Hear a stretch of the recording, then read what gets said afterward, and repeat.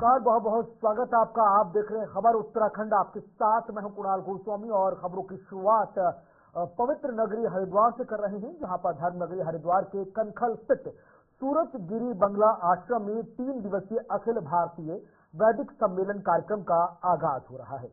कार्यक्रम के दूसरे दिन उत्तराखंड के राज्यपाल सेवानिवृत्त लेफ्टिनेंट गुरमीत सिंह ने हरिद्वार पहुंचकर सम्मेलन में शिरकत की। संतों ने राज्यपाल का भव्य स्वागत किया। अखिल भारतीय वैदिक सम्मेलन में देश भर से वेद पाठी विद्वान पहुंच रहे हैं और वेदों से जुड़े विषयों पर मंथन हो रहा है। राज्यपाल ने कहा कि विद्वानों के बीच आकर संस्कृत के मंत्रोच्चार सुनकर उन्हें आनंद की अनुभूति हुई है।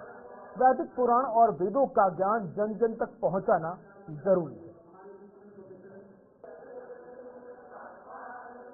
मुझे ऐसा लगता है कि आज अत्यंत सौभाग्य का दिवस था और बहुत सुंदर क्षण थे कि अखिल भारतीय वैदिक सम्मेलन हुआ। ये 3 दिन का है। कभी कभी ये लगता है कि ये शिव जी के वरदान से ही हुआ होगा, जिस प्रकार त्रिशूल है, 3 दिन का प्रोग्राम है। और आज हर एक वेद के मंत्रों के उच्चारण को सुनने का एक अवसर मिला। जो वाइब्रेशन और जो ध्वनि आ रही थी अपने आप में बहुत शक्तिशाली लग रही थी। मुझे ऐसा लगता है कि ये भारत की जो सभ्यता, संस्कृति, वेद, पुराण, उपनिषदों का जो ज्ञान है, ये पूरी मानवता को मालूम होना चाहिए। आज जिस प्रकार से हमारे जो स्कॉलर्स हैं, जो शोध कर रहे हैं, रिसर्च कर रहे हैं इन टॉपिक्स के ऊपर में, उनका जो ज्ञान है, उनका जो मंत्र उच्चारण करने का एक तरीका है, वो अपने आप से अलग है। आज हमने कई संकल्प लिए हैं। उस संकल्प में ये भी देखा है कि जिस प्रकार से पूरे विश्व में ट्रांसफॉर्मेशन, मॉडर्नाइजेशन हो रहा है, आर्टिफिशियल इंटेलिजेंस, टेक्नोलॉजी और मेटावर्स, क्वांटम कंप्यूटिंग आ रहा है, ये हम आप सबके लिए जरूरी है। सब संतों के लिए, सब जो वेद पुराण के बारे में जानकार हैं, उनके लिए एक चुनौती है कि किस प्रकार हमारी सभ्यता, संस्कृति, हमारा जो ज्ञान है, विद्या है, बुद्धिमत्ता है, उसको टेक्नोलॉजी के साथ में मिलाकर हम अपने पूरे मानवता को, पूरे राष्ट्र को, पूरे समाज को, पूरे परिवार को किस प्रकार साझा करें। अर्थ है जो उनका आज का संभाषण था वो केवल पढ़ने मात्र का नहीं था। आज वो दिल से बोल रहे थे, अपने हृदय से बोल रहे थे। और जैसे संकल्प आपने कहे कि आज भारतवर्ष को वेदों की कितनी आवश्यकता है और उसके लिए पूरे भारत से, यहाँ पर अखिल भारत से बड़े बड़े वेदों के विद्वान आए हैं और वो पाठ भी कर रहे हैं और उसके बाद में आगे के कार्यक्रम भी कर रहे हैं। तो यहाँ पर जिन बच्चों की बात कही, वो अपने इसी सूरजगिरी बंगले में ही वो बच्चे पढ़ते हैं और उन्होंने वो चारों वेद पढ़ते हैं। तो आज का ये कार्यक्रम अद्भुत। एक राज्यपाल जी, एक ऐसा नहीं कि वो कोई ऐसे नेता आए हैं। आज लगता है कि भारत की आत्मा यहाँ पर आई है, ऐसा मुझे लगा। तो उन्होंने आत्मा की ही बात कही है। इधर 38वें राष्ट्रीय खेलों की 34 प्रतिस्पर्धाओं के लिए 34 शिविर लगाने में इस पूरे महीने लगेंगे। बीती 15 नवंबर से प्रशिक्षण शिविर लगाने की शुरुआत में 4 शिविर लग चुके हैं। बाकी 30 खेलों के शिविर 15 दिसंबर तक लगेंगे। ये शिविर कब और कहां आयोजित होंगे, इसके लिए शेड्यूल तैयार हो गया है। खेल विभाग के विशेष प्रमुख सचिव अमित सिन्हा ने बताया कि 15 दिसंबर तक शिविर संचालित होंगे, जिनमें प्रदेश भर से 1360 खिलाड़ी प्रतिभाग कर रहे हैं। इन सभी शिविरों में खिलाड़ियों की कुशलता और फिटनेस को बढ़ाने के लिए विशेष प्रशिक्षण दिया जाएगा। प्रत्येक शिविर के लिए पुरुष और महिला वर्गों से 20-20 यानी कुल 40 खिलाड़ियों का चयन किया गया है। अब कहां शिविर ये आयोजित होंगे, तारीख क्या है, शेड्यूल क्या है, वो आपके सामने। 18 नवंबर काशीपुर स्पोर्ट्स स्टेडियम में मॉडर्न टेंथलॉन शिविर आयोजित होगा। इसके अलावा हरिद्वार के रोशनाबाद स्टेडियम में कबड्डी का शिविर संचालित होगा। इधर रुद्रपुर के जीपीएस स्कूल में फेंसिंग का शिविर चलेगा। 20 नवंबर की बात करें तो शांति लॉन टेनिस अकेडमी में लॉन टेनिस शिविर होगा। टिहरी की बात करें तो टिहरी में रोइंग, न्यू टिहरी में कयाकिंग और कैनोइंग का शिविर होगा। इसके अलावा राजधानी देहरादून के आरजी स्टेडियम में तीरंदाजी का शिविर लगेगा। हल्द्वानी में ताइक्वांडो का शिविर संचालित होने जा रहा है। इधर हरिद्वार में कुश्ती का शिविर लगेगा। राजधानी के तपोवन में जूडो का शिविर लगने की बात सामने आई है। बात 25 नवंबर की, तो जसपाल राणा शूटिंग इंस्टीट्यूट में शूटिंग का शिविर लगने जा रहा है। 26 नवंबर की बात तो हल्द्वानी के गोलापार में ट्रायथलॉन और खो खो का शिविर लगेगा। पिथौरागढ़ के मुंशियारी में बॉक्सिंग का शिविर लगेगा। अगले महीने 1 दिसंबर को राजधानी देहरादून के स्पोर्ट्स कॉलेज में नेटबॉल और वुशु का शिविर लगने जा रहा है। वहीं दून जिम्नास्टिक अकेडमी में जिम्नास्टिक का शिविर लग रहा है। पुलिस लाइन देहरादून में घुड़सवारी का शिविर लगेगा। देहरादून में लॉन बॉलिंग शिविर का शिविर लगने जा रहा है। 12 दिसंबर रुद्रपुर में साइकिलिंग का शिविर होगा। 15 दिसंबर की बात करें तो देहरादून के परेड ग्राउंड में बैडमिंटन का शिविर लगेगा। पौड़ी के रांची स्टेडियम में एथलेटिक्स का शिविर लगेगा। रुद्रपुर में वॉलीबॉल का शिविर लगेगा। इसी तारीख को आरजी स्टेडियम में स्क्वैश का शिविर लगेगा। शांति लॉन टेनिस अकेडमी में लॉन टेनिस का शिविर लगेगा। देहरादून की गोल्फ रेंज में गोल्फ का शिविर है। देहरादून के ONGC ग्राउंड में बास्केटबॉल का शिविर लगेगा। तो 18 से लेकर अगले महीने के पूरे स्पोर्ट्स शेड्यूल को जारी कर दिया गया है ताकि प्रतिभाग करने वाले खिलाड़ियों को और उनके साथ आने वाली टीम को किसी तरह की दिक्कत का सामना न करना पड़े। और अब बात उपचुनाव की, जहां पर केदारनाथ उपचुनाव में बीजेपी और कांग्रेस आमने सामने नजर आ रही है। जहां कांग्रेस बीजेपी पर कई तरह के आरोप लगा रही है, वहीं भाजपा भी समय समय पर कांग्रेस पर पलटवार कर रही है। हाल ही में कांग्रेस के पूर्व अध्यक्ष गणेश गोदियाल ने संगम में गंगा जल हाथ पर लेकर कई आरोप बीजेपी पर लगाए, जिसका पलटवार करते हुए बीजेपी के नेता व बद्री केदार समिति के अध्यक्ष अजय ने गणेश गोदियाल पर सियासी हमला किया। उन्होंने कहा कि गणेश गोदियाल हमारी पार्टी की चिंता ना करें, हमारी चिंता हमारी पार्टी करती है और मैं ये स्पष्ट कर दूं कि मैंने कोई दावेदारी नहीं की थी। इसके साथ ही केदारनाथ ने सोना चोरी होने पर भी जवाब देते हुए उन्होंने कहा कि हम पहले भी स्पष्ट कर चुके हैं कि पूरा प्रकरण पर मीडिया को जानकारी दी गई है। यदि गणेश गोदियाल जी अखबार पढ़ते हो या टीवी देखते हो तो उस पर ध्यान दें। जो भी सोना मंदिर में लगा था उसकी निगरानी सीसीटीवी कैमरे से की जा रही है। 23 किलो सोना कम नहीं होता जो चोरी हो गया। इसके साथ ही उन्होंने कहा कि कांग्रेस के नेता जनता को बरगलाने का काम न करें। विगत दिवस कांग्रेस के नेता गणेश गोदियाल जी रुद्रप्रयाग में संगम पर एक विचित्र और हास्यास्पद नाटक करते हुए दिखे। उस नाटक में उन्होंने हाथ में जल लेकर के भारतीय जनता पार्टी की सरकार और मुख्यमंत्री जी पर आरोप प्रत्यारोप लगाए, अनर्गल बयानबाजी करी, भ्रम और दुष्प्रचार फैलाने का प्रयास किया। एक राजनीतिक कार्यकर्ता होने के नाते, भारतीय जनता पार्टी का कार्यकर्ता होने के नाते और प्रदेश सरकार का अंग होने के नाते मेरे द्वारा गणेश गोदियाल जी के आरोपों को लेकर के उनके आरोपों को लेकर के जो तथ्य हैं, वास्तविकता है, जो उनका दुष्प्रचार है, गणेश गोदियाल जी ने किन परिस्थितियों में, किस परिप्रेक्ष्य में, किस मनोदशा के साथ में ये बयानबाजी करी, आरोप प्रत्यारोप किए, उसको लेकर के एक वक्तव्य जारी किया, बयान जारी किया जाता मीडिया के माध्यम से।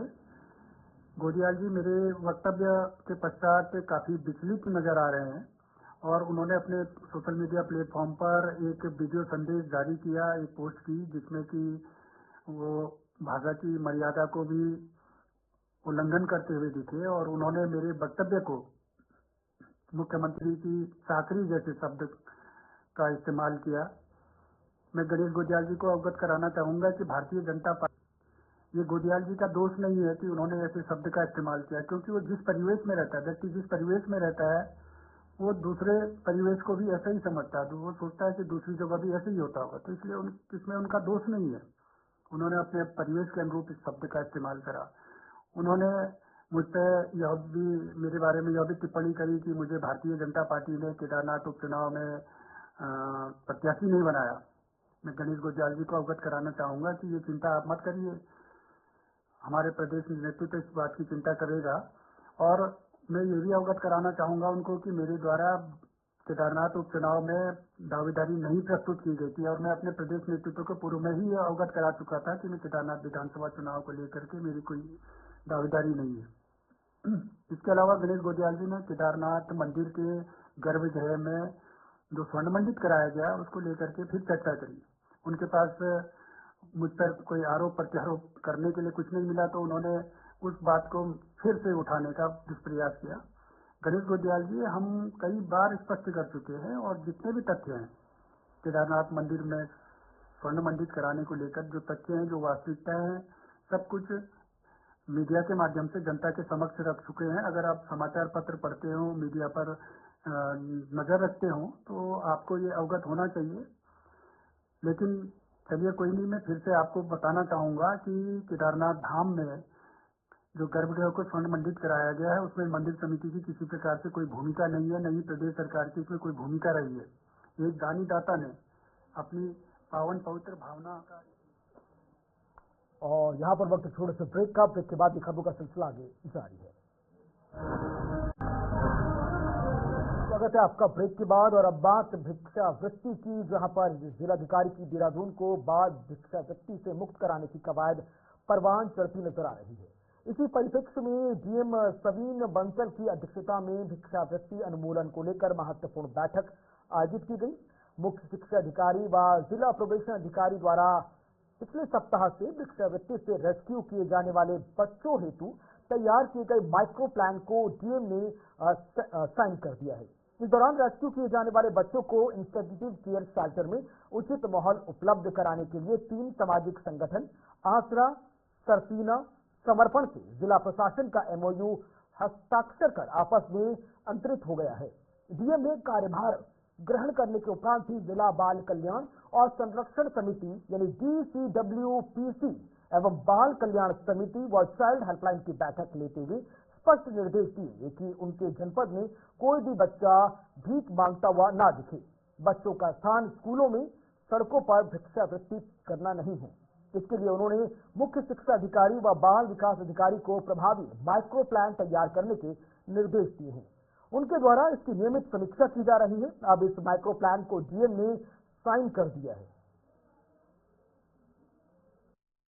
हमारी डिस्ट्रिक्ट चाइल्ड वेलफेयर कमेटी की मीटिंग ऑर्गेनाइज की गई थी, जिसमें एंटी चाइल्ड रैगिंग को लेके जो विगत सप्ताहों से हमारा कार्य चल रहा था, तो वो पूर्ण हो गया है और जो उसका माइक्रो प्लान है वो आज अप्रूव हो गया है कि किस तरह से हम बच्चों को रिकवर करेंगे और तत्पश्चात उनको हम अपने इंटेंसिव केयर सेंटर में लाकर ट्रांसफॉर्म करेंगे फॉर अ फ्यू वीक्स और मंथ, जिससे उनका जो एक बिहेवियरल चेंज है, जो एक उनका एफिनिटी है टुवर्ड स्टडीज, वो हम बढ़ा सकें और फिर फॉर्मल एजुकेशन से उनको लिंक कर सकें।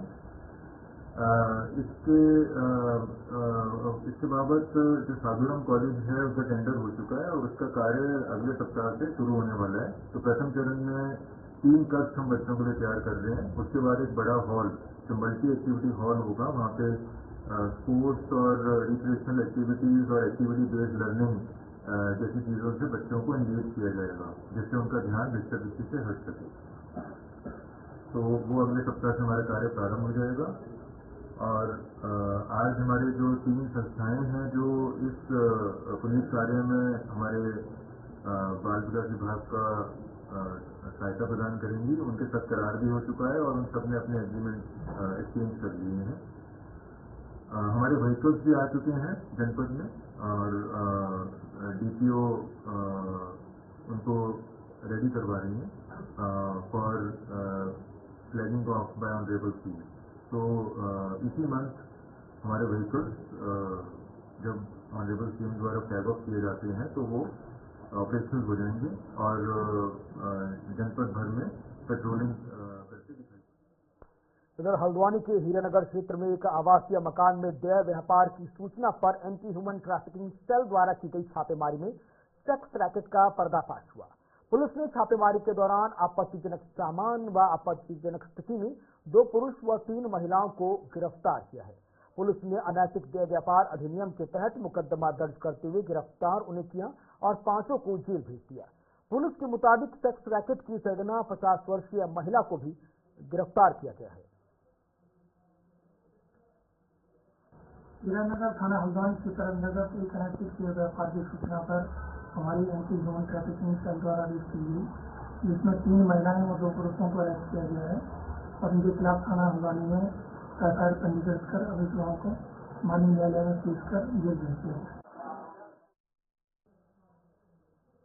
देहरादून में हुए भीषण सड़क हादसे में 6 युवाओं की मौत के बाद ऐसे हादसों की पुनरावृत्ति न हो, इसके लिए देहरादून की मित्र पुलिस युवाओं के लिए जन जागरूकता अभियान चला रही है।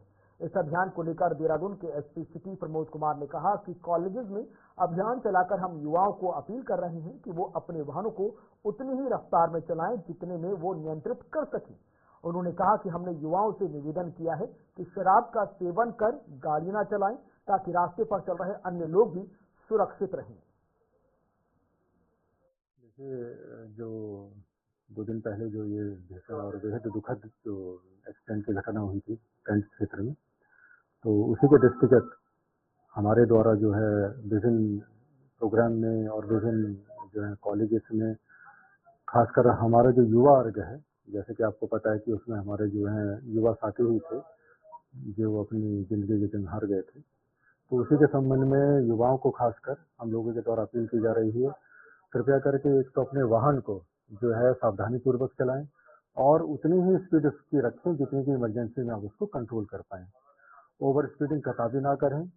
और इसके बाद जो दूसरा एक प्रमुख कारण आता है एक्सीडेंट होने का, ड्रंकन ड्राइविंग। जैसा कि आजकल आप देख रहे हैं कि शराब का प्रचलन ज़्यादा ही बढ़ गया है, तो उसको ड्रंकन ड्राइविंग के बाद गाड़ी को कदापि ना चलाएं। और ऑब्वियस सी बात है कि जब आप शराब के नशे में रहेंगे तो सेंस में नहीं रहेंगे और गाड़ी आप कंट्रोल कदापि नहीं कर पाएंगे, तो ड्रंकन ड्राइविंग बिल्कुल ना करें। साथ ही साथ जैसा कि कई बार हो जाता है कि युवक रहते हैं, नवयुवक रहते हैं, और कोई गाड़ी अगर उनको क्रॉस कर जाए तो ये आता है कि भाई इसको कैसे क्रॉस करके इसका पीछा करें। तो ये जिंदगी जो है, इसको एक रेस का मैदान ना बनाए अपनी गाड़ी को। ये जिंदगी बहुत कीमती है, बहुत अमूल्य है आपके और आपके परिजनों के लिए, तो कदापि किसी से ये जिंदगी जो है मतलब ये रेस की होड़ नहीं लगानी है। जैसे मैंने बताया कि भाई अपनी संयमित तरीके से गाड़ी को चलाएं, अपना सीट बेल्ट का प्रयोग करें, मोबाइल का इस्तेमाल ना करें, ड्रंकन ड्राइविंग ना करें और अपनी गाड़ी को ओवर स्पीड से ना चलाएं। और साथ ही साथ किसी अन्य प्रकार का और अगर कोई नशा करता है तो उस नशे से भी दूर रहना है और नशा करके गाड़ी को कदापि नहीं चलाना है।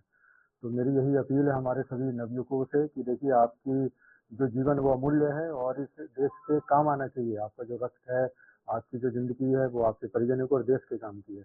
तो कृपया करके इस प्रकार की दुर्घटना जब हो जाती है तो बहुत दुख होता है हमें भी और परिजनों को भी। तो बस किसी तरीके से हम सबको बचाना है और ये अपील सभी से हम लोगों को करनी है कि जो हादसा हो गया इसे सभी को सबक लेते हुए इस प्रकार के हादसे से बचाव कैसे करना है सभी को पता है, तो उन उपायों को क्या कहते हैं पालन करें और अपने आप को भी और अपने परिजनों को भी और बाकी जो रोड पे और आसपास चलने वाले सभी को सेफ और सुरक्षित रखें। इधर चौथी गढ़वाल राइफल्स के पूर्व सैनिकों ने नूरानाग सम्मान दिवस बड़ी धूमधाम के साथ मनाया। 1962 के भारत चीन युद्ध में बटालियन के रणबांकुरों ने अपने परंपरागत युद्ध कौशल और शौर्य का परिचय देते हुए चीन की सेना को भारी नुकसान पहुंचाया था। युद्ध में बटालियन के 3 ऑफिसर, 4 जेसीओ, 148 अन्य पद व कई अन्य गैर लड़ाकू सैनिकों ने देश के लिए अपना सर्वोच्च बलिदान देकर भारत की रक्षा की थी। युद्ध समाप्त होने के बाद भारत सरकार ने commanding officer major general B M Bhattacharya को महावीर चक्र और राइफलमैन जसवंत सिंह रावत को महावीर चक्र मरणोपरांत के साथ गढ़वाल राइफल्स को बैटल ऑफ द नूरानाग से सम्मानित किया था। राजधानी देहरादून के IRDT सभागार में 4वीं बटालियन डी गढ़वाल राइफल्स के पूर्व सैनिकों और परिवारजनों ने अपना नूरानाग युद्ध सम्मान दिवस बड़े ही धूमधाम के साथ मनाया। इस दौरान सभी ने नूरानाग युद्ध के शहीदों को याद किया, वहीं अन्य सैनिकों को सम्मानित भी किया गया। इस अवसर पर रिटायर्ड मेजर जनरल यादव ने कहा कि 17 नवंबर 1962 को हमारी गढ़वाल राइफल्स की पलटन ने एक बहुत ही ऐतिहासिक लड़ाई लड़ी, जिसमें हमने चीनियों को मार दी थी और उनमें से राइफलमैन जसवंत सिंह, नायक त्रिलोक सिंह और राइफलमैन गोपाल सिंह ने मुख्य किरदार निभाया था। उन्होंने कहा कि आज उसी युद्ध स्थल पर एक विशाल भवन है जिसे जसवंतगढ़ मेमोरियल के नाम से जाना जाता है। ये हमारी 4वीं बटालियन गढ़वाल राइफल्स का एक बहुत ऐतिहासिक दिन है। इस दिन आज से 62 साल पहले 17 नवंबर 1962 नूरानाग की लड़ाई के दौरान हमारी पलटन ने एक बहुत ही अहम जीत कायम की। उसके मुख्य खरीदार थे राइफलमैन जसवंत सिंह, नायक गोपाल सिंह और नायक त्रिलोक। उन्होंने जो कार्रवाई की थी वो इस पलटन में जो जज्बा आया हुआ था उसका एक भाग। और उनकी हरकत से जहाँ की उन्होंने दुश्मन की चलती हुई एनर्जी को छीन के दुश्मन को नाकाम कर दिया। दुश्मन ने उस समय पे पलटन के ऊपर 5 हमले किए, लेकिन सारे नाकाम रहे और दुश्मन को 300 से 400 से ज्यादा जवान जख्मी और मृत रहे। और हमारे इस लड़ाई के दौरान शुरू में सिर्फ 3 जवान घायल। उसके बाद में जब वापसी हुई है, जब वापस सीट से आने का हुक्म मिला, उस समय पे क्योंकि मुंह पे थे तो कुछ लोग बंदी बने और कुछ लोग जख्मी हुए या उनको शहीद। लेकिन हम हर साल इस दिवस को उन वीरों को, उन शहीदों को श्रद्धांजलि देने के लिए पूरी पलटन के जवानों का और आज भी जो हमारे पूर्व सैनिक हैं, जितने हमारे पूर्व सैनिक हैं, अफसरान हैं, ऋषि साहिबान हैं, उन लोगों ने एक निर्णय लिया कि हम हर साल नूर-ए-नान डे को इसको मनाएंगे। और मैं तो ये भी कहना चाहूंगा कि जसवंत बाबा ने जो काम किया या हमारी फाइटिंग फोर्स ने जो काम किया है, वो काम एक बहुत ही एक ऐसी बात है कि इस काम को कोई नहीं कर सकता, लेकिन एक जज्बा और एक उनका जो काम करने का तरीका था उसमें उन्होंने काम किया। तो मैं तो इतना ही चाहता हूं कि हमारे वीर जवान जो 3000 राष्ट्रीय स्तरीय स्केटिंग प्रतियोगिता के लिए रवाना हो रही टीम का रुड़की विधायक प्रदीप बत्रा ने स्वागत किया। साथ ही अच्छे प्रदर्शन के लिए उन्हें खिलाड़ियों को शुभकामनाएं दी और भविष्य में अंतर्राष्ट्रीय स्तर पर शहर प्रदेश का नाम रोशन करने की बात कही। रुड़की विधायक प्रदीप बत्रा ने कैंप कार्यालय पर आयोजित कार्यक्रम में rolling skating federation of India द्वारा आयोजित नेशनल गेम्स मैसूर में प्रतिभाग करने रुड़की क्षेत्र से 60 बच्चों ने भाग लिया है। इस दौरान रुड़की विधायक ने खिलाड़ियों को शुभकामनाएं दी व प्रोत्साहित किया। विधायक बत्रा ने कहा कि खेल जीवन का अभिन्न अंग है, इससे बच्चों के शारीरिक व मानसिक विकास में सहायता मिलती है। हमें अपने बच्चों को विभिन्न प्रकार के खेलों में प्रतिभाग करने हेतु प्रोत्साहित करना चाहिए, जिससे हमारे बच्चे भविष्य में आयोजित होने वाले राष्ट्रीय, अंतर्राष्ट्रीय व ओलंपिक प्रतिस्पर्धा में पदक जीतकर देश, प्रदेश व इलाके का नाम रोशन करें। नाम अंशुमन है। हमारा अब की बार क्वालिफाई हुआ है और सर ने हमसे वादा करा है कि सर हमें इतनी प्रैक्टिस कराएंगे कि हम अगली बार नेशनल जा पाए। हम भी सर के साथ फुल प्रैक्टिस करेंगे। बहुत अच्छा लगा है कि हम क्वालिफाई हो गए हैं। पहले ट्रायल में हमने क्वालिफाई करा है और अगली बार ये उम्मीद है कि अगली बार नेशनल के लिए जोड़ने जाएंगे। अर्पित तिवारी जी क्या करेंगे? मैं स्टार्टिंग में सबसे आगे रहूंगा। सबसे आगे रहेंगे। क्या है आपकी? मैं अंडर 14 में खेला था और नेशनल में सिलेक्ट हुआ हूँ और मेरे को भी एशिया की तरफ से वहाँ गोल्ड लेकर आना। तो नेशनल में जा रहे हैं आप? कब है आपका नेशनल? हमारा वो 8 दिसंबर को है हमारा। 8 दिसंबर को। कौन से शहर में होने वाला है? वो मैसूर। देखकर बहुत अच्छा लगता है बच्चों को। बच्चे छोटे बच्चे 3 साल के 5 साल के स्केटिंग कर रहे हैं और रुड़की का नाम रोशन करके देहरादून में चैंपियनशिप जीत के ला रहे हैं। 7 बच्चे इनमें से मेडल लेकर आए हैं और ये जानकर और भी खुशी हुई कि ये बच्चे मैसूर नेशनल चैंपियनशिप खेलने जा रहे हैं। और मैं सोचता हूँ कि बच्चों में एक उत्साह है, एक ऊर्जा है और बच्चे इसके तरफ आकर्षित हो रहे हैं आजकल। और कहना है हमारे प्रधानमंत्री नरेंद्र मोदी का कि खेलेगा इंडिया तो खिलेगा इंडिया। तो बच्चे इसके लिए देखिए आप कैसे खेल रहे हैं। जितना बच्चे खेलते हैं उतना उनकी। और इसी के साथ खबर उत्तराखंड में इतना ही। वक्त छोटे से ब्रेक का, खबरें आगे जाएंगी।